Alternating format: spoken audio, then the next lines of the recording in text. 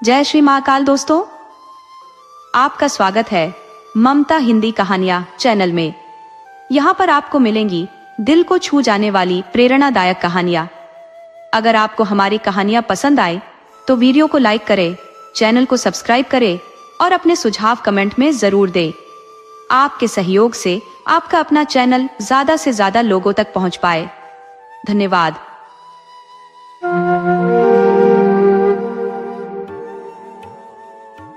किसी नगर में एक संपन्न व्यापारी का बसेरा था, जिसके 3 पुत्रियां थी। बड़ी का नाम ब्लिस, मंझली का नाम ब्लॉसम और सबसे छोटी का नाम ब्यूटी था। इन तीनों में ब्यूटी सबसे ज्यादा खूबसूरत थी। उसकी इस अद्वितीय सुंदरता के कारण उसकी दोनों बड़ी बहनें उसे देखकर भीतर ही भीतर ईर्ष्या से जल उठती थी। ब्यूटी स्वभाव से बेहद विनम्र और दयालु थी, जबकि उसकी बहनें क्रोधी, लालची और स्वार्थी स्वभाव की थी।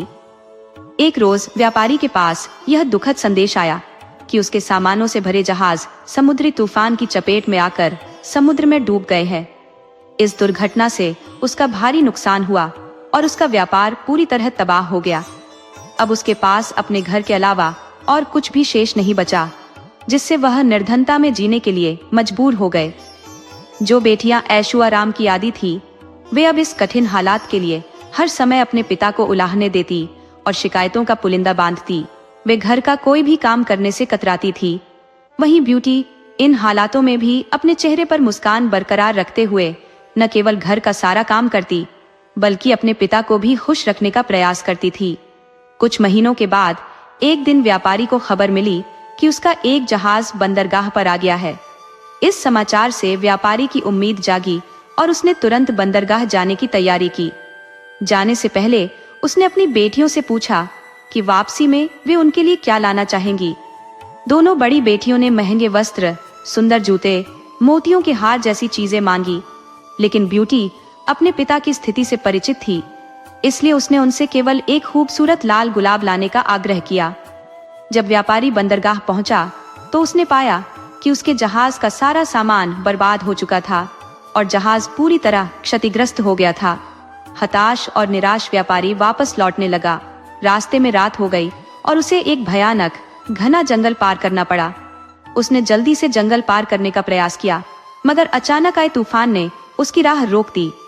आसरा खोजने की जद्दोजहद में वह इधर उधर भटकता रहा। तभी उसे एक जगह रोशनी नजर आई। करीब जाकर उसने देखा कि वह एक आलीशान महल था जो रोशनी से जगमगा रहा था। उसे लगा कि शायद वह इस रात के लिए यहाँ शरण ले सकेगा। महल के द्वार पर पहुंचते ही उसने पाया कि दरवाजा खुला हुआ है। उसने आवाज दी, लेकिन किसी ने उत्तर नहीं दिया। साहस जुटाकर वह भीतर दाखिल हुआ। अंदर पहुंचकर भी उसने पुकार लगाई, पर कोई नहीं आया। महल अपने आप में बड़ा ही अजीब था। हर ओर चकाचौंध करती रोशनी और भोजन कक्ष में स्वादिष्ट पकवानों से सजी मेज, पर कहीं भी कोई इंसान नहीं। लंबी यात्रा की थकान और भूख ने उसे घेर लिया था, इसलिए वह चुपचाप भोजन करने बैठ गया।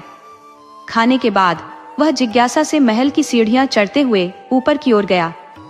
महल अत्यंत भव्य और हर कक्ष बड़े ही सलीके से सजाया गया था। थकावट से चूर होने के कारण उसने एक कमरे में जाकर आरामदायक बिस्तर पर आराम किया और नींद में खो गया। सुबह जब उसकी आंख खुली तो उसने अपने बिस्तर के पास नए कपड़े देखे। नहा धोकर उसने वह कपड़े पहन लिए। खिड़की से बाहर झांककर देखा तो मौसम साफ था। उसने सोचा, अब मैं अपनी यात्रा फिर से आरंभ कर सकता हूँ। ये सोचकर वह सीढ़ियों से नीचे उतरा। नीचे पहुंचकर देखा कि मेज पर नाश्ता लगा हुआ था। उसने नाश्ता किया और प्रसन्न मन से बाहर की ओर बढ़ा। बाहर आते ही उसकी नजर एक खूबसूरत गुलाबों के बागीचे पर पड़ी, जहां रंग बिरंगे गुलाब खिले हुए थे। उन्हें देखकर उसे अपनी बेटी ब्यूटी से किया गया वादा याद आ गया। उसने सोचा, मेरी बड़ी बेटियों की इच्छाएं तो पूरी नहीं हुई, पर ब्यूटी की इच्छा को तो पूरा किया जा सकता है। ये विचार आते ही उसने जैसे ही लाल गुलाब तोड़ने के लिए हाथ बढ़ाया तो उसे अचानक एक भयानक हंसी सुनाई दी। डर के मारे उसने हाथ पीछे खींच लिया। उसके सामने एक डरावना राक्षस खड़ा था, जिसकी आंखें जैसे अंगारे बनकर दहक रही थी। राक्षस ने गुस्से से घूरते हुए कहा, नीच व्यक्ति, मैंने तुझे अपने महल में शरण दी, लजीज भोजन दिया, सोने के लिए नरम बिस्तर और पहनने को नए कपड़े दिए। बदले में तुम मेरे बागीचे से फूल चुराने की हिम्मत कर रहे हो? कितने कृतज्ञ हो तुम। अब मैं तुम्हें जीवित नहीं छोड़ूंगा। व्यापारी डर के मारे कांपता हुआ राक्षस के पैरों में गिर पड़ा और गिड़गिड़ाते हुए बोला, मुझे माफ कर दीजिए। ये गुलाब मैं अपने लिए नहीं बल्कि अपनी बेटी के लिए तोड़ रहा था, जिससे मैंने एक लाल गुलाब लाने का वादा किया था। मुझे मत मारो, तुम जैसा कहोगे मैं वैसा ही करूंगा। व्यापारी की याचना पर राक्षस बोला, ठीक है, मैं तुम्हें एक शर्त पर बख्शता हूं कि तुम अपनी उस बेटी को यहाँ मेरे पास लेकर आओगे जिसके लिए तुम मेरे बगीचे से फूल तोड़ रहे थे।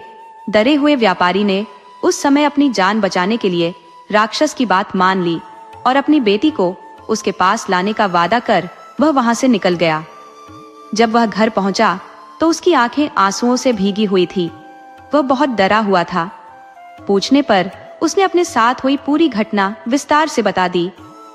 पूरी बात सुनने के बाद ब्यूटी बोली, पिताजी आप चिंता मत कीजिए, आपकी जान बचाने के लिए मैं कुछ भी करूंगी। अपने वादे के अनुसार आप मुझे उस राक्षस के महल में ले चलिए। तुम मुझे बहुत प्यार करती हो ब्यूटी, ये मैं जानता हूँ, लेकिन मैं कितना स्वार्थी पिता कहलाऊंगा जो अपनी जान बचाने के लिए अपनी बेटी को उस राक्षस को सौंप देगा। व्यापारी रोते हुए बोला, पिताजी आपकी जान बचाने का यही एक रास्ता है, हम कुछ कर भी नहीं सकते, आप मुझे उस राक्षस के महल में ले चलिए। ब्यूटी ने अपने पिता को समझाया। 2 की मन से व्यापारी ब्यूटी को उस राक्षस के महल में छोड़ ले आया। शुरू में ब्यूटी उस राक्षस के भयानक रूप रंग को देखकर डर गई, लेकिन उस राक्षस का ब्यूटी के प्रति व्यवहार बहुत अच्छा था। उसने ब्यूटी को ढेर सारे नए कपड़े दिए और गहने दिए, उसे एक बहुत ही सुंदर कमरे में रखा। वह उसका बहुत ख्याल रखने लगा, जिससे धीरे धीरे ब्यूटी का डर खत्म हो गया। शुरू में राक्षस चुपचाप दूर से ब्यूटी को देखा करता था, फिर धीरे धीरे उसने उससे बातें करनी शुरू की। ब्यूटी को भी राक्षस से बात करना अच्छा लगने लगा। दिन गुजरते रहे और दोनों बहुत अच्छे दोस्त बन गए। राक्षस ब्यूटी को चाहने लगा था, लेकिन अपनी बदसूरती के कारण उससे अपनी मन की बात कहने से डरता था। फिर भी एक दिन उसने हिम्मत करके ब्यूटी को अपने मन की बात बता दी और उसके सामने विवाह का प्रस्ताव रख दिया। इस प्रस्ताव पर ब्यूटी आश्चर्य में पड़ी दियच गई। उसे समझ नहीं आया कि राक्षस को क्या उत्तर दे। वह सोच में पड़ी दियच गई। वह कैसे उस बदसूरत राक्षस से विवाह कर सकती थी, लेकिन वह उसकी भावनाओं को भी ठेस नहीं पहुंचाना चाहती थी, क्योंकि वह उसके प्रति दयालु था और उसने उसके पिता के प्राण भी नहीं लिए थे। ब्यूटी घबराते हुए बोली, मैं इसका अभी कोई उत्तर नहीं दे सकती। ब्यूटी की बात पूरी होने के पहले ही राक्षस उसका उत्तर समझ गया और उसकी बात काट कर बोला, कोई बात नहीं ब्यूटी, मैं तुम्हारी स्थिति समझता हूँ, मुझे तुम्हारी बात का बुरा भी नहीं लगा है। इतना कहकर वह वहां से चला गया। दिन गुजरते गए। दोनों ने इस बारे में फिर कोई बात नहीं की। ब्यूटी को वहां कोई तकलीफ नहीं थी, लेकिन वह अपने पिता और बहनों को बहुत याद किया करती थी। ऐसे ही एक दिन वह उन्हें याद कर उदास बैठी हुई थी। तभी राक्षस वहां आया और उसकी उदासी का कारण पूछा। ब्यूटी ने उसे बताया कि वह अपने परिवार को याद कर रही है। राक्षस ब्यूटी का दुहक समझ गया और उसने उसे एक जादुई आईना दिया, जिसमें वह जब चाहे अपने पिता और बहनों को देख सकती थी। ब्यूटी उस आईने को पाकर बहुत खुश हुई। अब जब भी उसका मन करता वह उसमें अपने परिवार को देख लेती थी। एक दिन ब्यूटी ने उस आईने में देखा कि उसके पिता बहुत बीमार है और मरने की कगार पर है। वह दुखी हो गई। उसने राक्षस से विनती की कि वह उसे उसके पिता से मिलने के लिए जाने दे। वह आखिरी बार उनसे मिलना चाहती है। पता नहीं फिर कभी वह उन्हें देख पाए या ना। पहले तो राक्षस ने मना कर दिया, लेकिन फिर ब्यूटी के आंसू देखकर उसका मन पिघल गया और उसने उसे जाने की इजाजत दे दी। उसने ब्यूटी से कहा, मैं तुम्हें अपने पिता के पास जाने की इजाजत देता हूँ, लेकिन इस शर्त पर कि तुम्हें 7 दिन के भीतर मेरे वापस आना होगा, नहीं तो मैं तुम्हारी याद में मर जाऊंगा। ब्यूटी ने राक्षस से वादा किया कि वह अपने पिता को देखकर 7 दिन में वापस लौट आएगी। राक्षस ने उसे एक अंगूठी दी और कहा कि जब वह यह अंगूठी अपनी उंगली से उतारेगी वह वापस इस महल में होगी। ब्यूटी ने वह अंगूठी पहन ली। अगले दिन जब वह सोकर उठी तो उसने खुद को अपने पिता के घर पर पाया। वह सीधे जाकर अपने पिता से मिली। पिता ब्यूटी को देखकर बहुत खुश हुआ। वास्तव में वह यह सोचकर बीमार पड़ी दीदियच गया था कि उसकी बेटी एक राक्षस की कैद में है। ब्यूटी ने उसे राक्षस के बारे में विस्तार से बताया कि वह उसके साथ बहुत अच्छा व्यवहार करता है और उसे कोई तकलीफ नहीं होने देता। ब्यूटी की खैरियत जानकर व्यापारी धीरे धीरे ठीक होने लगा। वहां रहते हुए ब्यूटी को राक्षस की याद आने लगी। उसके साथ रहते रहते उसे उसकी आदत पड़ी एच गई थी और उसके अच्छे और दयालु व्यवहार के कारण वह उससे प्रेम करने लगी थी। एक दिन ब्यूटी की दोनों बहनें ब्लिस और ब्लॉसम, जिनका विवाह हो चुका था, उससे मिलने आई। ब्यूटी ने उन्हें राक्षस के घर के आरामदायक जीवन के बारे में बताया। सुनकर दोनों बहनें जल उठी। जब उन्हें पता चला कि ब्यूटी को 7 दिन के भीतर वापस राक्षस के महल जाना है, तो उन्होंने झूठे आंसुओं की बदौलत ब्यूटी को वहां कुछ दिन और रोक लिया। वास्तव में यह उनकी योजना थी ताकि राक्षस को ब्यूटी पर गुस्सा आए और वह उसे मार डाले। उधर राक्षस ब्यूटी का इंतजार कर रहा था। 7 दिन पूरे होने के बाद भी ब्यूटी के वापस न आने पर वह टर्दियचकने लगा। इधर ब्यूटी भी उसे याद कर रही थी। एक रात ब्यूटी ने सपना देखा कि राक्षस नीचे गिरा हुआ है और मर रहा है। ब्यूटी की नींद टूट गई। उसे अपना वादा न निभाने पर बहुत पछतावा हुआ। उसने तुरंत ही अपनी अंगूठी निकाल दी और दूसरे दिन जब वह सोकर उठी तो वह राक्षस के महल में थी। ब्यूटी ने दिन भर राक्षस का इंतजार किया, लेकिन वह उससे मिलने नहीं पहुंचा। उसने पूरे महल में उसे ढूंढा, लेकिन वह उसे नहीं दिखा। वह परेशान हो गई। फिर शाम को वह महल से बाहर निकली और राक्षस को खोजने लगी। उसने पूरे बगीचे में उसे ढूंढा। फिर वह महल के पीछे वाले हिस्से में गई। वहां एक कोने में राक्षस नीचे पट रहा हुआ था। वह बहुत कमजोर नजर आ रहा था। ऐसा लग रहा था मानो वह मरने की कगार पर है। ब्यूटी जल्दी से उसके पास गई और उससे बोली, ये तुम्हें क्या हो गया है? मैंने तुमसे कहा था ना कि यदि तुम नहीं आई तो मैं तुम्हारी याद में मर जाऊंगा।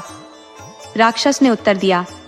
ब्यूटी ने अपने देर से आने के लिए उससे क्षमा मांगी और उसे कहने लगी, तुम मुझे छोड़कर मत जाओ। मैं तुम्हारे बिना नहीं रह सकती। मैं तुमसे प्रेम करने लगी हूँ। मुझसे विवाह कर लो।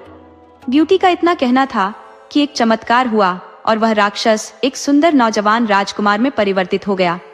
ब्यूटी यह देखकर आश्चर्यचकित रह गई। राजकुमार ने उसे बताया, मैं एक जादूगरनी के श्राप के कारण राक्षस बन गया था। कई वर्षों तक मैं इस रूप में रहा। ये श्राप तभी टूटता जब कोई मेरी बदसूरती के बाद भी मुझसे सच्चा प्रेम करता। आज तुम्हारे सच्चे प्रेम के कारण वह श्राप टूट गया है और मैं वापस अपने असली रूप में आ गया हूँ। ब्यूटी उसे देखकर बहुत खुश हुई। दोनों ने विवाह कर लिया और खुशी खुशी रहने लगे। दोस्तों, आपको कहानी कैसी लगी? अपने सुझाव कमेंट करना न भूले। तो चलिए आज की अगली कहानी शुरू करते हैं।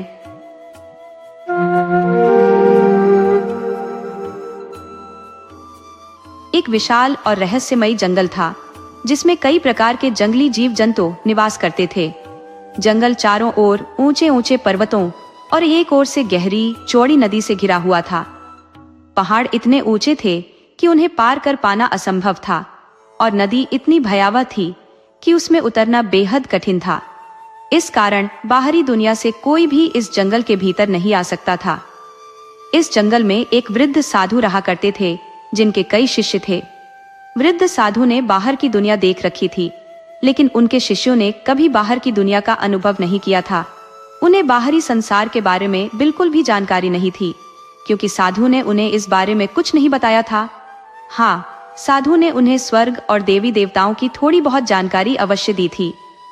वृद्ध साधु और उनके शिष्य ज्यादातर समय पूजा अर्चना और तपस्या में व्यतीत करते थे। सुबह होते ही वे जल्दी उठते, नदी किनारे जाकर स्नान करते और फिर भक्ति में लीन हो जाते। भूख लगने पर जंगल के फल फूल खा लेते और रात होने पर अपनी कुटियों में सो जाते। यही उनके जीवन की दिनचर्या थी। उन्हें इसके अतिरिक्त और किसी चीज का ज्ञान नहीं था। जंगल के उत्तरी हिस्से में एक सुंदर और शांत तालाब था, जिसके बारे में सिर्फ वृद्ध साधु जानते थे। शिष्यों को तालाब की कोई जानकारी नहीं थी, क्योंकि साधु ने उन्हें इसके बारे में कभी कुछ नहीं बताया था, बल्कि उन्होंने अपने शिष्यों को उत्तरी दिशा में जाने से सख्त मना किया था। शिष्य साधु का बहुत सम्मान करते थे और मन ही मन उनसे भयभीत भी रहते थे। इसीलिए किसी ने भी कभी उस दिशा में जाने का साहस नहीं किया। उत्तरी दिशा का वह तालाब साधारण नहीं था।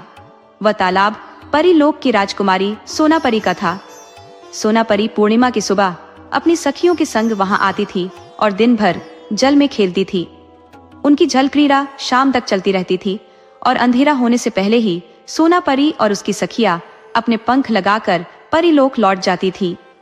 साधु का एक युवा शिष्य हमेशा यह सोचता रहता था कि आखिर उत्तरी दिशा में ऐसा क्या है जो उसके गुरु ने उधर जाने से मना किया है। एक दिन उसने निश्चय किया कि वह उत्तर दिशा में जाएगा और देखेगा कि वहां क्या छिपा है। अगले दिन वह अपने सभी साथियों से पहले उठा और अकेले ही जंगल के उत्तर की ओर चल पड़ा। पूनम की दोपहर थी जब वह युवा शिष्य तालाब किनारे पहुंचा। जैसे ही उसने वहां का दृश्य देखा, उसकी आंखें वहीं ठहर गई। तालाब में अनगिनत सुंदर परियां बिना किसी वस्त्र के जल में क्रीड़ा कर रही थी। यह शिष्य, जिसने अपने जीवन में कभी किसी स्त्री की झलक तक नहीं देखी थी, इन परियों को देख मंत्रमुग्ध हो गया। वह सभी तप, ध्यान और साधना भूल गया और एक वृक्ष के पीछे छिपकर पूरी शाम तक परियों की झलक्रीड़ा का आनंद लेता रहा। सूर्यास्त के समय परियां तालाब से बाहर आईं, अपने पंख लगाए, वस्त्र पहने और हवा में विलीन हो गई।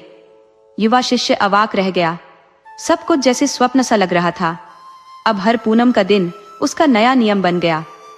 वह सभी से पहले उठता, तालाब पर पहुंचता और सारा दिन बस परियों की जलक्रीड़ा का दीदार करता। समय यूं ही बीतता गया और 5 महीने बीत गए। इस दौरान शिष्य के मन में तीव्र आकर्षण और कामेच्छा ने जन्म ले लिया। उसका मन अब किसी साधना में नहीं लगता था। हर क्षण परियों की छवि उसकी आंखों के सामने तैरती रहती। रात में भी उसे बस जल में क्रीड़ा करती परियां ही सपनों में दिखाई देती। उसकी बेचैनी बढ़ती जा रही थी। उसे यह समझ में नहीं आ रहा था कि वह अपनी इस खलबली को कैसे शांत करे। इतने महीनों में उसने इतना अवश्य जान लिया था कि इनमें से एक राजकुमारी है जो अपनी सखियों के संग हर पूनम के दिन यहाँ आती है। एक दिन उसने तय किया कि इस बार वह परियों की राजकुमारी से अवश्य बात करेगा। अगले दिन फिर पूनम थी। शिष्य जल्दी उठा और तालाब की ओर चल पड़ा। वहां पहुंचकर उसने पहले तो परियों की झलक्रीड़ा को निहारा, फिर चुपके से सोनापरी, जो परियों की राजकुमारी थी, के पंख उठाए और उन्हें लेकर थोड़ी दूर जाकर एक वृक्ष के नीचे सो गया। कुछ देर बाद उसकी नींद टूटी और उसने एक स्त्री की करुण आवाज सुनी। वह आवाज किसी स्त्री की थी जो रोते हुए कह रही थी, मेरे पंख कहाँ गए? कोई मेरे पंख लौटा दो। यह आवाज सोनापरी की थी। सोनापरी, जो श्वेत रेशमी वस्त्रों में लिपटी हुई थी, असहाय सी दिख रही थी। शिष्य की नजर उस पर ठहर गई। उसकी करुणा जाग उठी और उसने सोनापरी के पंख लौटाते हुए उन्हें उसके हाथों में दे दिए। सोनापरी ने भी युवा शिष्य को देखा तो ठगी सी रह गई। उसने परीलोक में अपनी माँ से धरती के पुरुषों के बारे में सुना तो था, लेकिन पुरुषों को कभी देखा नहीं था। सोनापरी को युवा शिष्य बेहद अच्छा लगा। युवा शिष्य सोनापरी को बड़ी प्यार भरी नजरों से देख रहा था और सोनापरी भी उसे ऐसे देख रही थी मानो सम्मोहित हो गई हो। सोनापरी की सभी सखियां अपने अपने पंख लगाकर जा चुकी थी। वह इस समय अकेली थी। कुछ समय तक दोनों एक दूसरे को ऐसे ही देखते रहे। इसके बाद युवा शिष्य ने सोनापरी का हाथ पकड़ा और एक वृक्ष के नीचे आ गया। सोनापरी ने कोई आपत्ति नहीं की। युवा शिष्य सोनापरी से आधी रात तक बातें करता रहा। सोनापरी अपनी सखियों से बिछुड़ने के कारण बड़ी घबराई हुई थी, लेकिन युवा शिष्य के सांत्वना देने पर वह सामान्य हो गई और बातें करने लगी। सोनापरी ने उसे बताया कि उसका परीलोक यहाँ से बहुत दूर है, लेकिन वह पंख लगाकर बहुत जल्दी अपने लोक में पहुंच जाती है। सोनापरी ने यह भी बताया कि उसके और उसकी सखियों के समान परीलोक की सभी परियां श्वेत रेशमी वस्त्र पहनती है। बातें करते करते सोनापरी युवा शिष्य की गोद में अपना सिर रखकर सो गई। युवा शिष्य धीरे धीरे सोनापरी के सिर पर हाथ फेरता रहा। उसे रात भर नींद नहीं आई। शायद दोनों को एक दूसरे से प्रेम हो गया था। प्रातः काल होने पर सोनापरी की नींद टूटी। उसने युवा शिष्य का आलिंगन किया और अपने पंख लगाकर परीलोक की तरफ उड़ चली। रात में आकाश मार्ग में दैत्यों, दानवों आदि का डर था, अतः वह अकेली नहीं जा सकती थी। युवा शिष्य भी सोना परी को विदा करने के बाद अपने साथियों के पास वापस लौट आया। उसके जाने की बात साधु और उसके शिष्यों को नहीं मालूम थी, अतः युवा शिष्य को कोई परेशानी नहीं हुई और वह अगले दिन से अपने अन्य साथियों के समान जप तप में लग गया। युवा शिष्य अपने साथियों के साथ जप तप करता अवश्य था, लेकिन इसमें उसका मन बिल्कुल नहीं लगता था। वह आंखें बंद करके बैठ जाता था और सोना परी के बारे में सोचता रहता था। उसके साथी समझते थे कि वह जप तप कर रहा है। कभी कभी युवा शिष्य को बड़ी बेचैनी होती थी। ऐसे में वह उठकर किसी एकांत स्थान में पहुंच जाता था और सोना परी को याद करके रोता रहता था। उसे हमेशा पूनम की प्रतीक्षा रहती थी। वह हमेशा सोचता रहता था कि किसी तरह पूनम आए और वह अपनी सोना परी के पास पहुंच जाए। युवा शिष्य पूनम के दिन प्रातः काल तालाब की ओर चल देता था और दोपहर तक पहुंच जाता था। दिन भर वह सोना परी के साथ रहता और न जाने क्या क्या बातें करता रहता। सोना परी भी उसके प्रेम में पूरी तरह दीवानी हो चुकी थी। वह भी परीलोक में हमेशा खोई खोई रहती थी और पूनम की प्रतीक्षा करती रहती थी। पूनम का दिन दोनों के लिए एक दिन की खुशियां लेकर आता था। दोनों पूनम के दिन शाम तक प्रेमालाप करते और रात का अंधेरा होते ही सोना परी अपनी सखियों के साथ परीलोक लौट जाती थी और युवा शिष्य अपने साथियों के पास आ जाता था। धीरे धीरे 1 वर्ष हो गया। युवा शिष्य की स्थिति अब पागलों जैसी हो गई थी। वह दिन भर खोया खोया रहता था। जप तप करना उसने छोड़ दिया था। उसका किसी काम में मन नहीं लगता था। उसके साथियों ने उससे बहुत पूछा, लेकिन उसने किसी को कुछ नहीं बताया। वृद्ध साधु नदी पार करके कुछ दिनों के लिए बाहर गया था, अतः युवा शिष्य की हालत की उसे कोई जानकारी नहीं थी। युवा शिष्य के साथी उसकी स्थिति देखकर परेशान थे। उन्हें बस इतना मालूम था कि युवा शिष्य पूनम के दिन कहीं जाता है। रात में लौटने पर वह खुश रहता है और फिर 2-4 दिन बाद उसकी स्थिति पहले जैसी हो जाती है। युवा शिष्य के सभी साथियों ने मिलकर इस बारे में विचार विमर्श किया और अंत में यह निर्णय लिया कि वे अगली पूनम को युवा शिष्य का चुपचाप पीछा करेंगे और सारी बातें जानने का प्रयास करेंगे। उन्होंने ऐसा ही किया। अगली पूनम को हमेशा की तरह युवा शिष्य कुछ जल्दी उठा और तैयार होकर तालाब की ओर चल पड़ा। उसके साथी पहले से ही तैयार थे। वे कुछ दूरी पर रहकर उसका पीछा करने लगे। दोपहर होने तक सभी लोग तालाब तक आ पहुंचे। युवा शिष्य के साथियों ने तालाब में जो दृश्य देखा तो देखते ही रह गए। निर्वस्त्र परिया तालाब में जल क्रीड़ा कर रही थी। वे अपनी एक सखी के साथ छेड़छाड़ भी कर रही थी। यह परी सबसे सुंदर थी। शायद यह उनकी राजकुमारी थी। युवा शिष्य को देखते ही परियों की राजकुमारी सोना परी तालाब के बाहर निकली। उसने अपने कपड़े पहने और अपने प्रेमी के पास आ गई। युवा शिष्य के साथी सब देख रहे थे। अचानक उन सभी के मन में न जाने क्या आया कि सभी ने आगे बढ़कर तालाब में जल क्रीड़ा कर रही परियों के पंख उठा लिए। परियों ने अजनबी लोगों को देखा तो पहले तो घबराई, फिर शीघ्र ही सामान्य हो गई।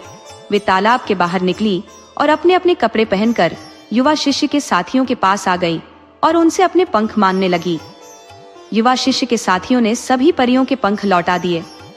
युवा शिष्य के जितने साथी थे उतनी ही परियां थी। यह देखकर सभी को आश्चर्य हो रहा था। परियों ने भी पंख मिलने के बाद उन्हें लगाया नहीं, बल्कि युवा शिष्य के साथियों से मुस्कुराकर बात करने लगी। थोड़ी ही देर में एक एक परी ने एक एक साथी को चुन लिया और उनके जोड़े बन गए। सोना परी और युवा शिष्य ने उन्हें देखा तो मुस्कुरा दिए। धीरे धीरे शाम हो गई। परियों ने एक बार आसमान की ओर देखा।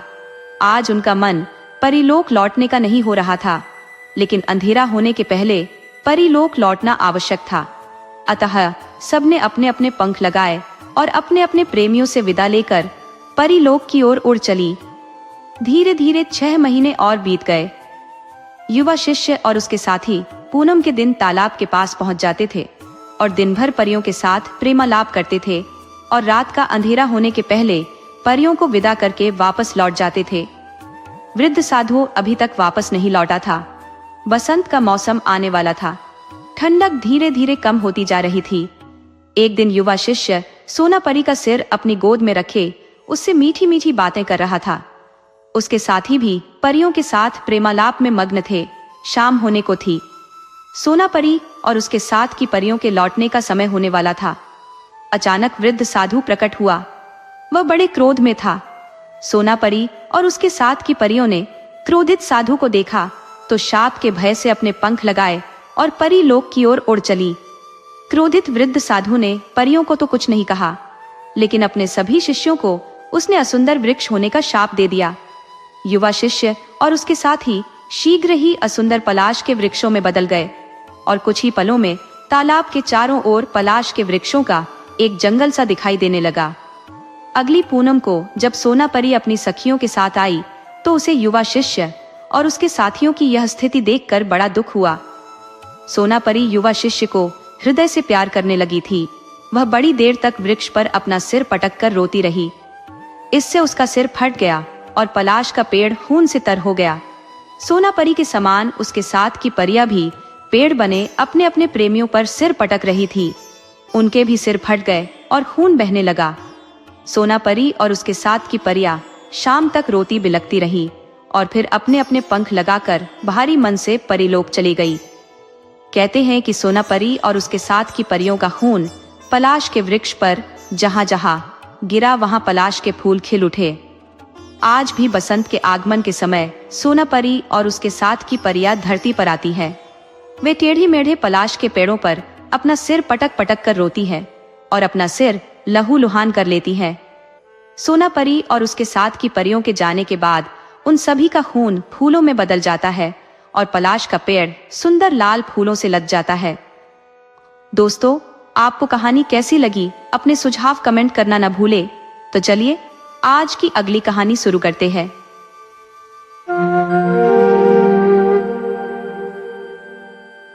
एक बेहद अमीर व्यापारी था जो इतना संपन्न था कि चाहे तो पूरी सड़क और एक छोटी गली को चांदी के सिक्कों से ढक सकता था, लेकिन वह इतनी आसानी से पैसा उड़ाने वाला व्यक्ति नहीं था। वह अपनी संपत्ति का इस्तेमाल बड़े सोच समझकर करता था। उसकी नीति थी कि तांबे का एक सिक्का भी तभी खर्च करना है जब बदले में चांदी का सिक्का मिल जाए। वह व्यवसाय में समझदार था, लेकिन अमर नहीं था। व्यापारी के निधन के बाद उसकी समूची दौलत उसके बेटे के पास आ गई। बेटे का हुनर कमाई में नहीं बल्कि खर्च करने में था। हर रात उसकी पार्टी चलती। कभी रुपयों से पतंग उड़ाता तो कभी समुंदर किनारे पत्थर फेंकने की जगह सोने के सिक्के पानी में उछाल देता। देखते ही देखते उसकी सारी संपत्ति खत्म हो गई। अब उसके पास सिर्फ 4 आने, एक जोड़ी घिसे जूते और एक पुराना कोट बचा। उसके सभी दोस्त उससे दूर हो गए थे, क्योंकि अब उसकी हालत में उनके साथ दिखना भी उनके लिए शर्म की बात थी। उनमें से एक दोस्त ने दयालुता दिखाते हुए उसे एक पुराना बक्सा दे दिया और कहा, इसमें अपना सामान रख और निकल जा। पर उसके पास रखने के लिए कुछ भी न बचा था, तो उसने खुद ही उसमें बैठने का मन बना लिया। ये कोई साधारण बक्सा नहीं था। उसमें एक खास ताला था जिसे दबाने पर वह उड़ सकता था। व्यापारी के बेटे ने ताले को दबाया और बक्सा उसे लेकर आसमान की ऊंचाइयों में उड़ता चला गया। वह बादलों के पार दूर कहीं तुर्की की धरती पर जाकर उतरा। जंगल में उसने बक्से को पत्तों के नीचे छिपा दिया और पैदल ही शहर की ओर निकल पड़ा। उसकी अजीबोगरीब हालत पर किसी ने ध्यान नहीं दिया, क्योंकि तुर्की में हर कोई कोट और स्लीपर पहने ही घूमता था। रास्ते में उसे एक आया मिली जो एक बच्चे को गोद में लिए हुए थी।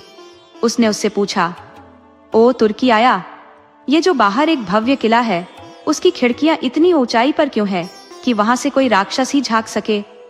आया ने बताया, महाराजकुमारी रहती है। भविष्यवाणी में कहा गया है कि एक प्रेमी उसकी जिंदगी में दुख लाएगा, इसलिए उसे वहां कैद रखा गया है, ताकि राजा रानी के महल में न होने पर भी उसे कोई न मिल सके। व्यापारी के बेटे ने उसे शुक्रिया कहा और वापस जंगल की तरफ भागा, जहां उसने अपना जादुई बक्सा छुपाया था। वह बक्से में बैठा और उसे राजमहल की छत तक ले गया। वहां से वह एक खिड़की के रास्ते सीधे राजकुमारी के पास जा पहुंचा। वह आराम से सोफे पर सो रही थी और उसकी सुंदरता ऐसी थी कि व्यापारी का बेटा खुद को रोक न सका और उसने उसे हल्के से चूम लिया। अचानक जागकर राजकुमारी ने एक अजनबी को अपने सामने देखा और सहम गई। लड़के ने खुद को तुर्कों का देवता बताकर उसे शांत किया और कहा कि वह आसमान से उड़कर उससे मिलने आया है।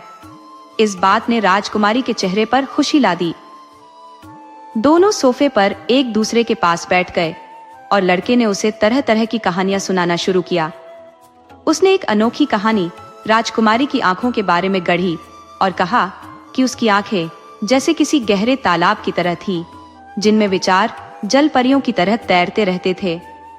उसने यह भी कहा कि उसका माथा बर्फ के पहाड़ों सा भव्य था, जिसमें सुंदर तस्वीरों से सजे विशाल कमरे थे। उसने उन सारसों की कहानी सुनाई जो छोटे छोटे मासूम बच्चों को अपने साथ लाते थे। उसकी कहानियां अनोखी और लुभावनी थी। अंत में उसने राजकुमारी के सामने विवाह का प्रस्ताव रखा, जिसे उसने खुशी खुशी स्वीकार कर लिया। राजकुमारी बोली, तुम शनिवार को दोबारा आना। उस दिन मेरे माता पिता चाय पर आएंगे। उन्हें गर्व होगा कि उनकी बेटी तुर्कों के भगवान से विवाह कर रही है, लेकिन उन्हें शानदार परियों की कहानियां सुनानी होंगी। मेरी माँ को ऐसी कहानियां पसंद है जो किसी न किसी सीख से भरी हो, और मेरे पिता को ऐसी कहानियां चाहिए जो हंसी खुशी से लबालब हों। लड़के ने मुस्कुराते हुए जवाब दिया, शादी के उपहार के रूप में मैं ढेर सारी कहानियां ही लाऊंगा। विदा लेते वक्त राजकुमारी ने उसे एक तलवार भेंट की, जिसकी मूठ पर चमचमाते सोने के सिक्के जड़े हुए थे और जिनकी उसे सख्त जरूरत थी। लड़का उड़ता हुआ वापस लौट गया। उसने खुद के लिए एक नया कोट खरीदा और जंगल में जाकर शनिवार के लिए परियों की कहानियां गढ़ने में जुट गया। यह काम आसान नहीं था, लेकिन उसने कहानियां बना ही ली। आखिरकार शनिवार आ पहुंचा। राजा रानी अपने दरबारियों के साथ राजकुमारी के पास बैठकर चाय का आनंद ले रहे थे और उन्होंने लड़के का बहुत गर्मजोशी से स्वागत किया। रानी ने कहा, अब हमें एक ऐसी परियों की कहानी सुनाओ जो गहरी हो और कुछ सिखाए भी। राजा ने मुस्कुराते हुए कहा, पर उसमें हास्य का भी तड़का होना चाहिए। लड़के ने सिर हिलाकर कहा, मैं पूरी कोशिश करूंगा। और उसने कहानी सुनानी शुरू की।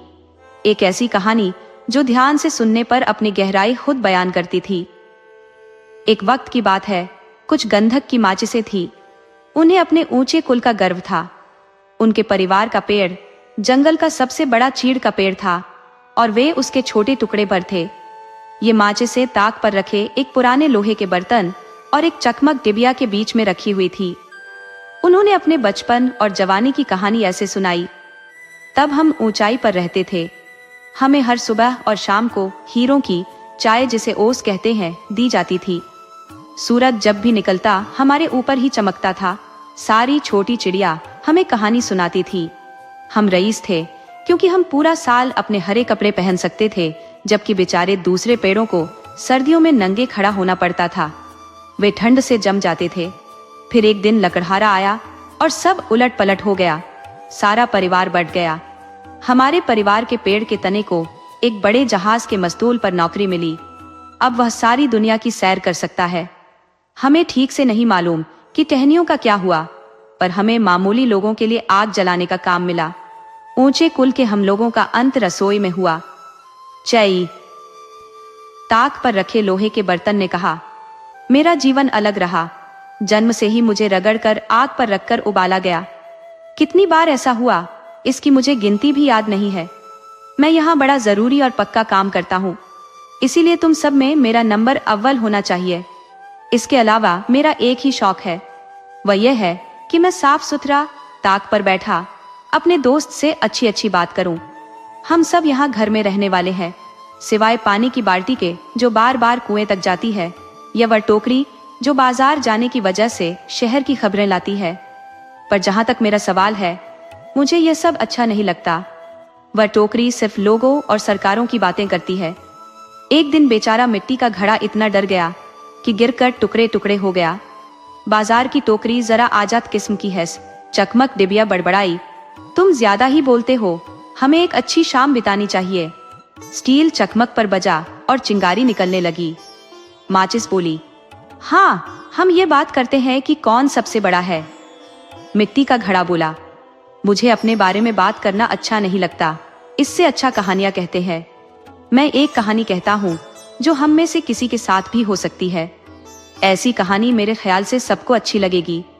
बाल्टिक समुद्र के पास जहाँ डेनिश बीच के पेड़ प्लेटें बोली, शुरुआत सुंदर है, मुझे विश्वास है कि कहानी हमें अच्छी लगेगी।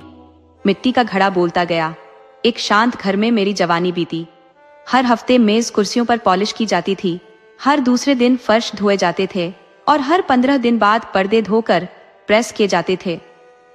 पंखों वाले झाड़न ने कहा, तुम बड़े रोचक ढंग से कहानी सुनाते हो। तुम्हारी बातचीत में ऐसी सफाई है जैसे कोई औरत कहानी कह रही हो। पानी की बाल्टी खुशी के साथ हवा में उछलती हुई बोली, सच, बिल्कुल सच। मिट्टी के घड़े ने अपनी कहानी सुनाई। शुरू की तरह बीच और आखिर भी मनोरंजक था। सारी प्लेटों ने एक साथ ऐसी आवाज की जैसे तारीफ कर रही हो। पंखों वाले झाड़न ने अजवायन के पौधे की माला से बनाकर घड़े को पहनाने की तैयारी की। उसे पता था कि बाकी सब चिढ़ जाएंगे, पर उसे लगा कि आज किसी की इज्जत करो तो कल वह तुम्हारी इज्जत करेगा।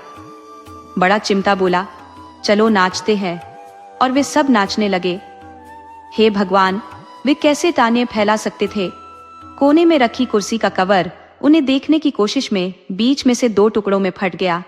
नाचना खत्म होने पर चिमटा बोला, हमारे लिए पत्तों की माला कहाँ है? तब उन्हें भी माला पहनाई गई। माचिसों ने कहा कुछ नहीं, पर मन में सोचा, ओछे छोटे लोगों की भीड़। समोवर भी गाने वाली थी। फिर बोली कि उसे ठंड लग गई है, पर यह सच नहीं था, वह घमंडी है। सिर्फ खाने वाले कमरे में मालिक मालकिन के सामने गाती है। खिड़की की चौखट पर एक पुराना कलम रखा था जिससे नौकरानी लिखा करती थी। उसमें कोई खास बात नहीं थी, सिवाय इसके कि उसे दवात में जरा ज्यादा डुबो दिया गया था। कलम इसे अपनी खासियत समझकर इस पर गर्व करता था। वह बोला, अगर समोवर नहीं गाती तो हमें उसकी खुशामद नहीं करनी चाहिए। खिड़की के बाहर के पिंजरे में कोयल है, क्यों न उससे गाने को कहे। सच है कि उसने न गाना सीखा है, न पढ़ी लिखी है, पर फिर भी उसके गाने में जो सादगी है वह शांति देने वाली है। चाय की केतली ने शिकायती आवाज में कहा, मैं नहीं सोचती कि यह ठीक है। वह समोवर की सौतेली बहन थी। हम किसी बाहर की चिड़िया का गाना क्यों सुने? क्या यह देशभक्ति है? बाजार की टोकरी इसका फैसला करे। टोकरी बोली, मुझे बहुत गुस्सा और खींच आ रही है। ये कोई तरीका है शाम बिताने का? सब चीजों को उनकी जगह वापस रखो, फिर मैं फैसला दूंगी। सब चिल्लाने लगे, हल्ला करो, हल्ला करो। उसी वक्त दरवाजा खुला, नौकरानी अंदर आई। सब फौरन अलग होकर चुपचाप खड़े हो गए। सबसे छोटा होते हुए भी मिट्टी का घड़ा यही सोच रहा था कि मैं रसोई में सबसे जरूरी हूँ। मैं चाहता तो शाम मजेदार बन सकती थी। नौकरानी ने एक माचिस उठाकर आग जला दी। तीली सोचने लगी, आप सब देख सकते हैं कि हम ही यहाँ बड़े हैं। क्या आग जलाते हैं? क्या रोशनी है? तभी तीली का अंत हो गया, वह जल गई। कहानी खत्म होते ही रानी बोली, ये बहुत सुंदर कहानी थी। मुझे लगा जैसे मैं रसोई में माचिस के साथ थी। हम तुम्हें अपनी बेटी देंगे। राजा ने कहा, बिल्कुल, हम सोमवार को शादी करेंगे। और उसने व्यापारी के बेटे की पीठ थपथपाई, क्योंकि अब वह उन्हीं के परिवार का हो गया था। इतवार की शाम को आने वाली शादी की खुशी में पूरा शहर रोशनी से सजाया गया। सब लोगों में बन और बिस्कुट बांटे गए। गली के आवारा लोग उंगलियों के बीच से सीटी बजा रहे थे। बड़ा अच्छा दृश्य था। व्यापारी के बेटे को लगा, मैं भी इस मौके पर कुछ करूं। वह गया और ढेर सारी आतिशबाजी खरीद लाया। उसे लेकर बक्से में बैठा और हवा में उड़ गया। वह खूब ऊंचा उड़ा, वहां से आतिशबाजी चलाई, खूब धमाके हुए, चमक फैल गई। किसी ने पहले ऐसा दृश्य नहीं देखा था। सारे तुर्क जमीन से ऊपर उछल पड़े, उनके स्लीपर खो गए। अब उन्हें विश्वास हो गया कि वाकई तुर्कों का भगवान उनकी राजकुमारी से शादी कर रहा था। जब व्यापारी का बेटा अपने ट्रंक में बैठकर जंगल में लौटा तो उसने सोचा कि शहर में जाकर लोगों की बातें सुने, पता तो चले कि सब उसके कारनामों के बारे में क्या सोच रहे हैं। लोग जो जो बातें कर रहे थे, सब अलग अलग बातें थीं, पर सबका मानना था कि पूरा दृश्य बहुत बढ़िया था। एक बोला, मैंने स्वयं भगवान को देखा। उसकी आंखें सितारों जैसी और दाढ़ी उफनते समुद्र जैसी थी। दूसरा बोला, वह आग का चोगा पहने था, जिसकी तहों से सुंदर प्यारे देवदूत झांक रहे थे। लड़के को सब सुनना बड़ा अच्छा लग रहा था। कल उसका शादी का दिन था। वह जल्दी से जंगल में लौटा ताकि आराम से अपने बक्से में सो सके, पर बक्सा था कहाँ? वह तो जलकर राख हो गया था। आतिशबाजी से निकली एक चिगारी ने उसे जला दिया था और बक्से का अंत हो गया। उसके साथ ही व्यापारी के लड़के का भी अंत हो गया। अब वह उड़कर अपनी दुल्हन तक नहीं पहुंच सकता था। बेचारी राजकुमारी सारा दिन छत पर उसका इंतजार करती रही। वह आज भी इंतजार कर रही है, जबकि वह लड़का दुनिया भर को काल्पनिक कहानियां सुनाता फिर रहा है। पर अब उसकी कहानियां गंधक की माचिस की कहानी की तरह हल्की फुल्की नहीं होती हैं। दोस्तों, आपको कहानी कैसी लगी? अपने सुझाव कमेंट करना न भूले। तो चलिए आज की अगली कहानी शुरू करते हैं।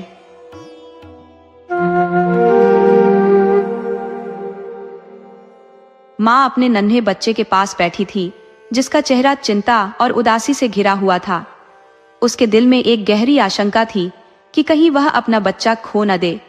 बच्चे का चेहरा मुरझाया और पीला पड़ गया था और उसकी आंखें धीरे धीरे बंद हो रही थी। सांसें मुश्किल से निकल रही थी, कभी कभी इतनी गहरी हो जाती जैसे दिल पर भारी बोझ हो। माँ का मन और भी बोझिल हो जाता था। तभी दरवाजे पर हल्की दस्तक हुई। एक विनम्र बूढ़ा व्यक्ति खुद को मोटे कपड़ों में लपेटे अंदर आया।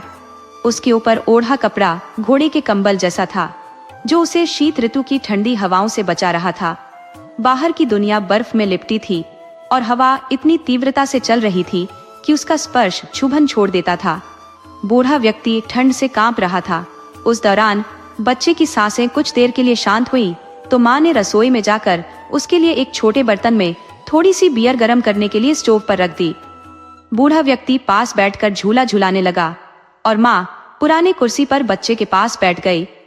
बच्चा सांस लेने में तकलीफ महसूस कर रहा था और माँ उसके नन्हे हाथ को मजबूती से थामे हुए थी।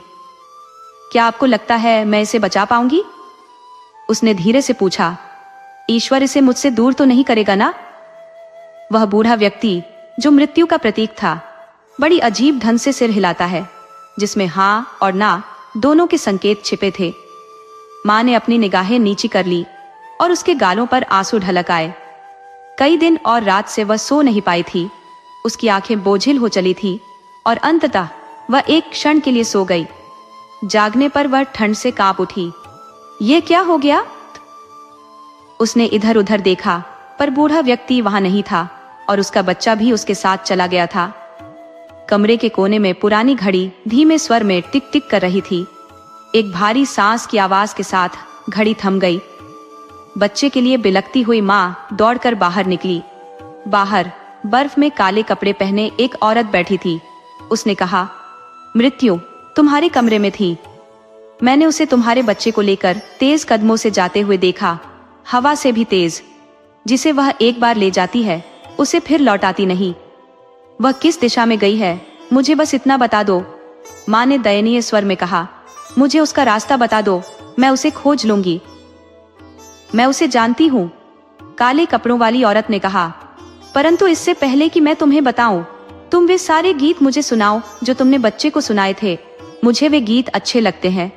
मैं उनको पहले सुन चुकी हूँ। मैं रात हूँ और मैंने तुम्हारे आंसू देखे हैं जब तुम उन्हें गाती थी। मैं उन सबको गाऊंगी, सबको, माँ ने कहा, परंतु मुझे जाने दो ताकि मैं उसे पकड़ सकूं और अपने बच्चे को पा सकूं। परंतु रात मौन और निश्चल बैठी रही। फिर माँ ने अपने हाथ सिकोड़े, गाना गाया और रोई।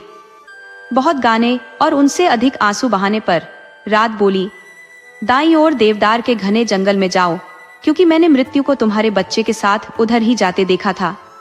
जंगल में काफी अंदर सड़कों का चौराहा था और वह जानती थी कि कौन सा रास्ता पकड़े।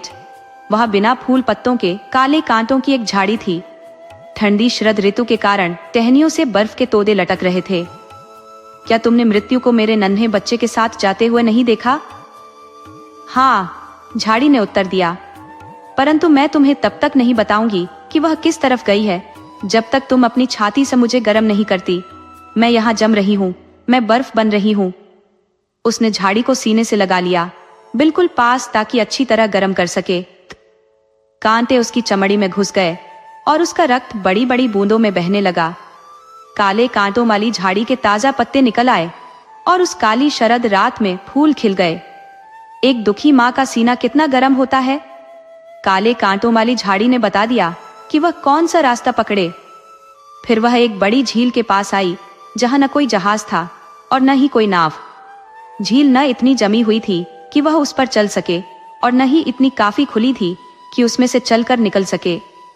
फिर भी उसको इसे पार करना था यदि वह बच्चे को पाना चाहती थी। फिर वह झील को ही पीने के लिए लेट गई। ऐसा करना किसी के लिए भी असंभव था, परंतु दुखी माँ ने सोचा कि शायद कुछ अजूबा हो जाए। नहीं, ये कभी नहीं हो सकता। झील ने कहा, आओ हम देखें कि हम समझौता कैसे कर सकते हैं।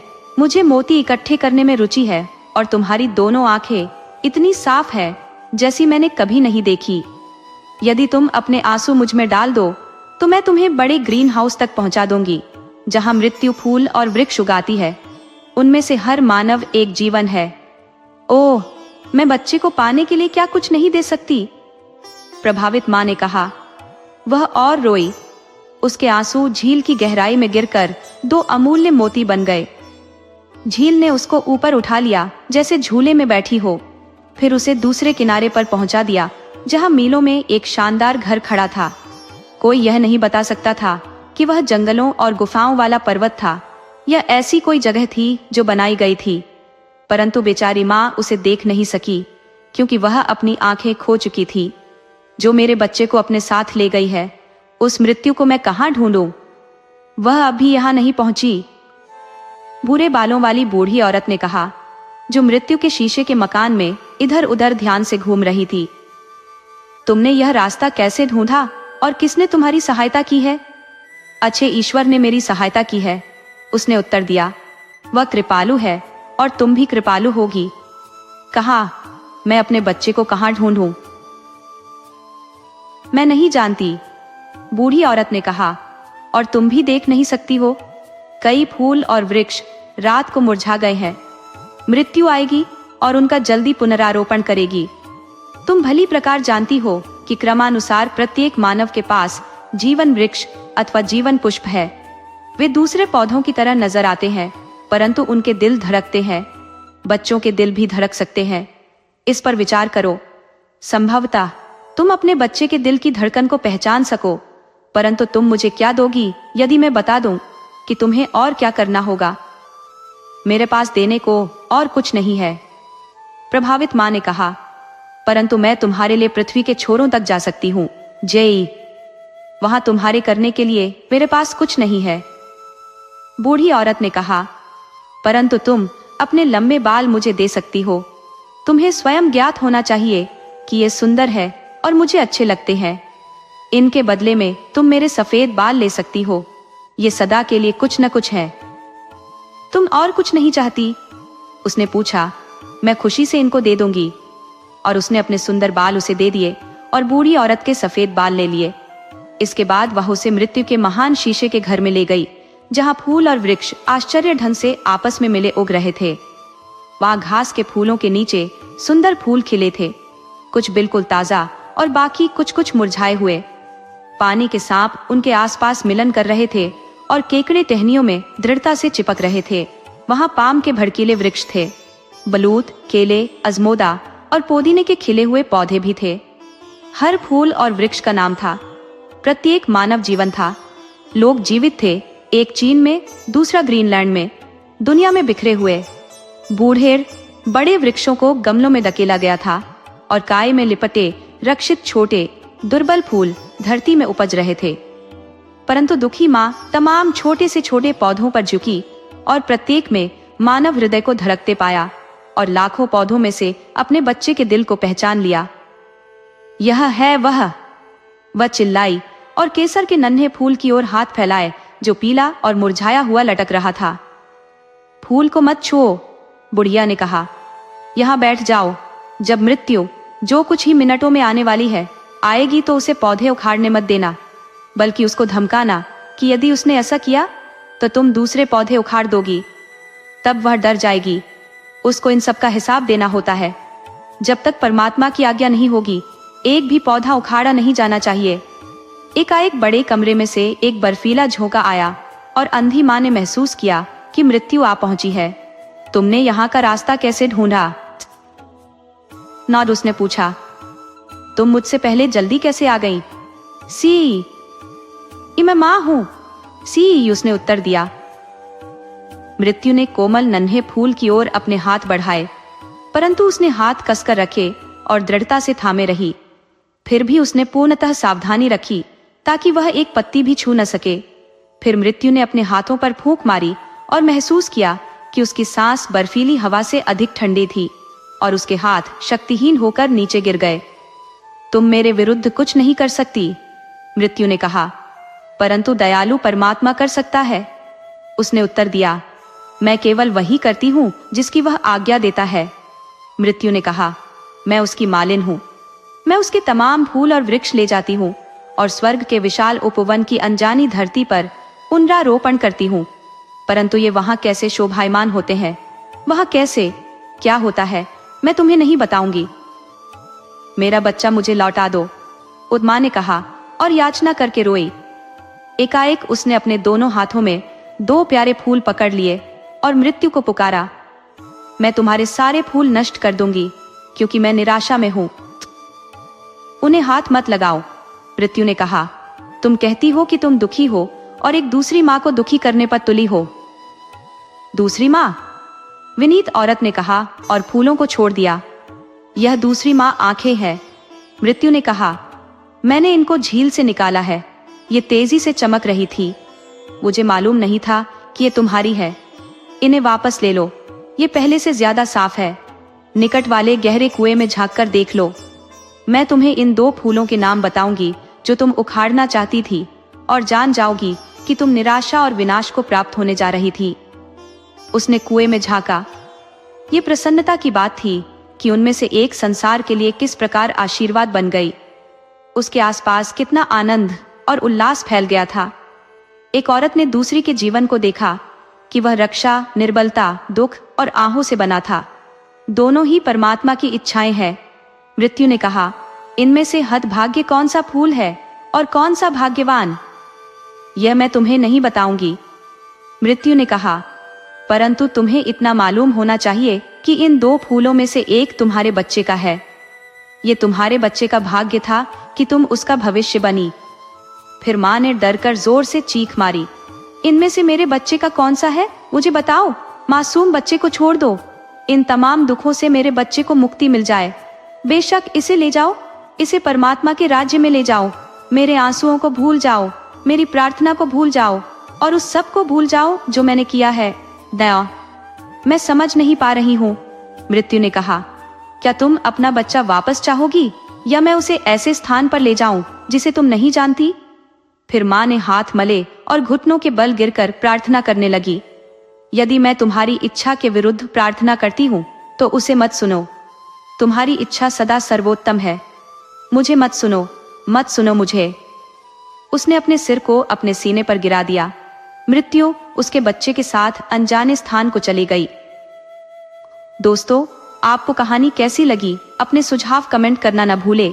तो चलिए आज की अगली कहानी शुरू करते हैं।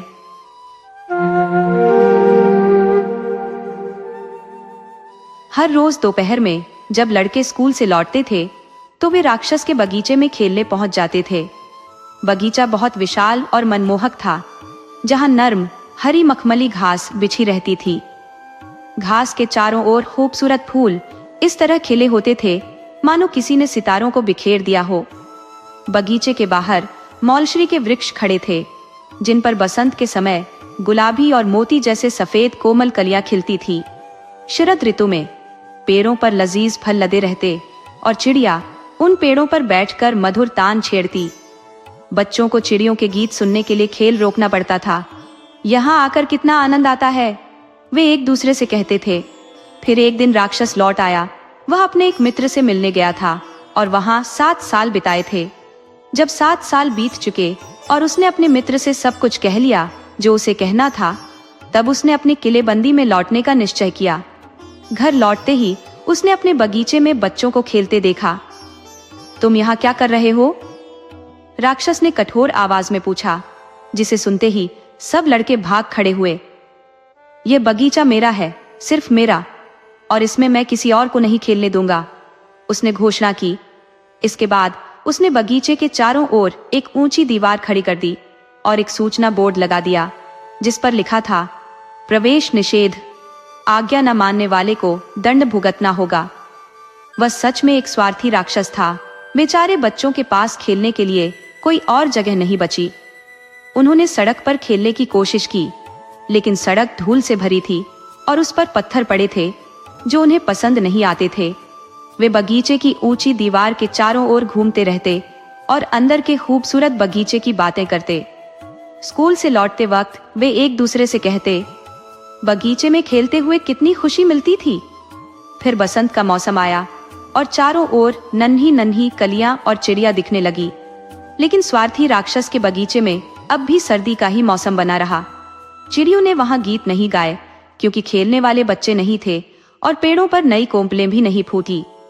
एक दिन घास में से एक नाजुक सा सुंदर फूल खिल उठा, पर जब उसने राक्षस के बगीचे की वो चेतावनी देखी तो बच्चों के लिए उसका दिल पिघल गया और वह दुख से फिर से झुककर मुरझा गया। इस चेतावनी से अगर कोई खुश था तो वो थे बर्फ और कोहरा। उन्होंने खुशी खुशी कहा, लगता है बसंत ने इस बगीचे को भुला दिया है, अब हम यहीं जमे रहेंगे। इसके बाद बर्फ ने पूरी घास को अपने सफेद चादर से ढक दिया और कोहरे ने पेड़ों पर अपनी धुंध की परत बिछा दी। फिर उन्होंने उत्तरी हवा को बुलाया और वह भी तेज शोर के साथ बगीचे में गूंजने लगी, इतनी ताकत से कि महल की चिमनी तक गिरा दी। उत्तरी हवा ने कहा, ये तो बढ़िया जगह है, अब हमें ओलों को भी बुलाना चाहिए। कुछ समय बाद ओले भी आ धमके और उन्होंने रोजाना 3 घंटे तक राक्षस के महल की छत पर बरस बरस कर उसे लगभग तोड़ ही दिया।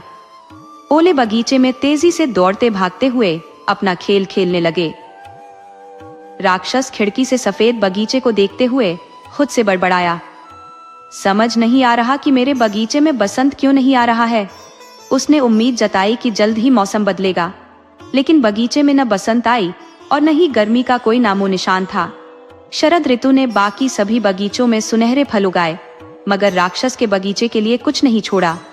शरद ऋतु ने कहा, ये राक्षस बहुत स्वार्थी है और इस कारण उसके बगीचे में हमेशा सर्दी का ही साम्राज्य रहा, जहां बर्फ, कोहरा, ओले और उत्तरी हवा अपनी मनमानी करते रहे। एक सुबह जब राक्षस अपने बिस्तर पर जागा ही था, उसने एक मनमोहक गीत सुना। गीत की मिठास इतनी अद्भुत थी कि उसे लगा शायद राजा के गायक इस ओर से गुजर रहे हैं। सच तो ये था कि उसकी खिड़की के बाहर एक कोयल मधुर गीत गा रही थी। उसने इतने समय बाद किसी चिड़िया का गाना सुना था कि उसे यह दुनिया का सबसे सुंदर संगीत लग रहा था। इस मधुर संगीत के बाद ओलों की बरसात उसके सिर पर रुक गई और उत्तरी हवा ने भी अपना गर्जना छोड़ दिया। खिड़की से अब एक मनभावन खुशबू बहने लगी।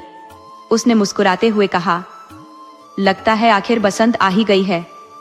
ये कहकर वह बिस्तर से उछल पड़ा और चारों तरफ देखने लगा। पर उसने क्या देखा? उसने एक बहुत ही आश्चर्यजनक दृश्य देखा।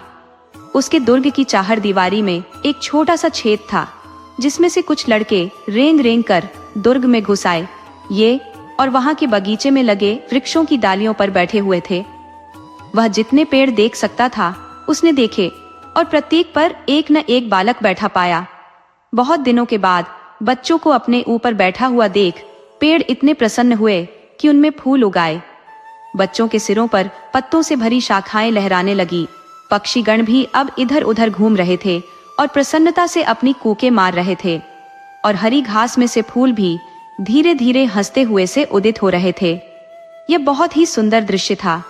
इसके साथ ही बगीचे के एक कोने में अब भी शिशिर थी। ये कोना दुर्ग में बने हुए महल के सबसे अधिक दूर पर था। यहाँ एक छोटा लड़का खड़ा हुआ था। इतना छोटा था कि वह पेड़ों की डालियों तक नहीं पहुंच सकता था, और वह अपनी इस असफलता से झुंझलाकर इधर उधर घूमता हुआ रो रहा था। बेचारे वृक्ष पर भी काफी कोहरा और बर्फ ढंका हुआ था। उत्तरी हवा भी इसके ऊपर तूफानी वेग से मंडरा रही थी। बच्चे, मेरे ऊपर चढ़ जाओ, वृक्ष ने बालक से कहा और अपनी डालें इतनी नीचे झुका ली जितना कि संभव था। परंतु बच्चा फिर भी न चढ़ सका, क्योंकि वह बहुत ही छोटा था। यह देखकर राक्षस का हृदय द्रवित हो उठा। उफ, मैं कितना स्वार्थी रहा हूँ। अब मैं समझा कि बसंत मेरे यहाँ क्यों नहीं ठहरती। अब मैं इस बच्चे को वृक्ष के शिखर पर बैठाऊंगा और वहां से अपनी दीवार का दरवाजा खटखटाऊंगा, और तब मेरा बगीचा हमेशा बच्चों के खेल का मैदान बन जाएगा। वह वास्तव में अपनी करनी पर बहुत दुखी हो रहा था। अब वह सीढ़ी से उतरकर नीचे आया और धीरे से अपने सामने वाला दरवाजा खोलकर बगीचे में चला गया। लेकिन लड़कों ने ज्यों ही उसे देखा, वे उससे इतना डर गए कि वे देखते ही भाग गए और बगीचे में पुनः शिशिर ऋतु का राज्य छा गया। केवल वही एक छोटा लड़का बचा जो दौड़कर भाग नहीं सका, क्योंकि उसकी आंखें आंसुओं से भरी थी, इसलिए वह राक्षस को आते हुए न देख सका। राक्षस ने इसी बच्चे को चुपके से पीछे से जाकर पकड़ लिया और उसे प्यार भरे हाथों से लेकर वृक्ष के शिखर पर बैठा दिया। उसके ऐसा करते ही पेड़ में फूल लग गए और पक्षीगण वहां आकर कूकने लगे। छोटे बच्चे ने भी अपने दोनों हाथ फैलाकर राक्षस के गले में डाल दिए और उसे चूम लिया।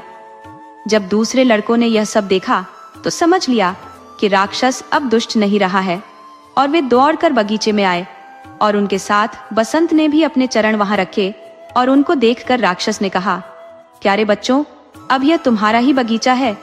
और उसकी कुदाली लेकर दुर्ग की दीवार को तोड़ डाला। 12 बजे दिन को जब सब लोग बाजार जा रहे थे, उन्होंने देखा कि राक्षस एक बड़े ही सुंदर बगीचे में बच्चों के साथ खेल रहा है। सारे दिन वे खेलते रहे और शाम के वक्त वे राक्षस से विदा लेने के लिए आए। लेकिन तुम्हारा छोटा साथी कहाँ है? मेरा मतलब उस बच्चे से है जिसे मैंने पेड़ पर चढ़ा दिया था, उसने कहा। राक्षस उसे सबसे अधिक प्यार करता था क्योंकि उस बच्चे ने उसे चूमा था। हमें उसका पता नहीं है, बहुत संभव है कि वह चला गया हो, बच्चों ने कहा। तुम लोग उससे यहाँ कल आने के लिए कह देना, राक्षस ने कहा। लेकिन बच्चों ने जवाब दिया, हम नहीं जानते हैं कि वह कहाँ रहता है और न हमने उसे इसके पहले कभी देखा ही है। ये सुनकर राक्षस बहुत दुखी हुआ। प्रतिदिन दोपहर को जब स्कूल की छुट्टी हो जाती थी, तब बच्चे आते और राक्षस के साथ खेला करते थे, लेकिन जिस छोटे बच्चे को राक्षस प्यार करता था वह कभी नहीं दिखाई दिया। राक्षस इन सब बच्चों के प्रति बहुत ही दयालु था, तथापि वह अपने छोटे मित्र को देखने के लिए तरसता रहता था और हमेशा उसके विषय में चर्चा किया करता था। वह कहा करता, मैं उसको देखने की कितनी तीव्र इच्छा रखता हूँ। वर्ष बीतते गए और राक्षस बहुत वृद्ध और शिथिल हो चला और अधिक खेलने की सामर्थ्य उसमें नहीं रह गई। इसलिए वह एक बड़ी आराम कुर्सी पर बैठा रहता और अपने बगीचे की प्रशंसा किया करता। वह कहता, मेरे बगीचे में कई प्रकार के सुंदर पुष्प हैं, लेकिन सब पुष्पों में बच्चे ही सबसे अधिक सुंदर पुष्प हैं। साओ। जाड़े में एक दिन सुबह कपड़े पहनते हुए राक्षस ने अपनी खिड़की के चारों ओर देखा। उसने शिशिर के प्रति घृणा प्रकट नहीं की, क्योंकि वह जानता था कि सोता हुआ बसंत ही शिशिर होता है, इसीलिए पहले भी इस ऋतु में मचकुंद हो जाते हैं। अब उसने अचानक ही अपनी आंखें मली और वह आश्चर्यचकित हो देखता रह गया। वास्तव में यह एक शानदार दृश्य था। उसके बगीचे के सबसे दूर वाले कोने में एक पेड़ था जो सुंदर सुंदर सफेद कलियों से लदा हुआ था। इसकी सभी डालियां सुनहली थी और उनमें रुपहले फूल लदे हुए थे। उसके नीचे वही छोटा लड़का खड़ा था जिससे उसने सबसे पहले प्यार किया था। आनंद विभोर होकर वह अपने महल से नीचे आया और बगीचे में गया। वह जल्दी जल्दी घास पर चलकर उस लड़के के पास गया और जब उसके पास पहुंचा तो उसका चेहरा क्रोध से लाल हो गया। वह बोला, यहाँ तुम्हें किसने बांधा है? उस लड़के की हथेली पर और उसके पैर पर 2-2 कीलों के चिन्ह थे। उसे देखकर वह झल्लाकर फिर बोला, किसने तुम्हें यहाँ बांध रखा है? मुझे जल्दी बताओ, जिससे मैं उसे अपनी तलवार के घाट उतार सकूं। मेरे दादा, ऐसा मत कहो, ये तो प्यार के घाव है, उस बालक ने उत्तर दिया। तुम कौन हो? राक्षस ने पूछा और वह भय से थरथरा उठा और कुछ एक क्षणों में वह उस छोटे बच्चे के सामने घुटने टेक कर नतमस्तक हो गया। राक्षस की इस स्थिति पर बच्चे को बहुत हंसी आई और उसने कहा, दादा, तुम एक बार और मुझे अपने बगीचे में खेलने दो, फिर मैं आज ही तुम्हें अपने बगीचे में ले चलूंगा। क्या जानते हो कि मेरा बगीचा कौन है? मेरा बगीचा तो स्वर्ग है। उसी शाम को जब बाल मंडली उस बगीचे में खेलने गई तो उसने देखा कि उस पेड़ के नीचे सफेद पत्तियों से पूरी तरह ढंका हुआ राक्षस वहां मरा पड़ा है।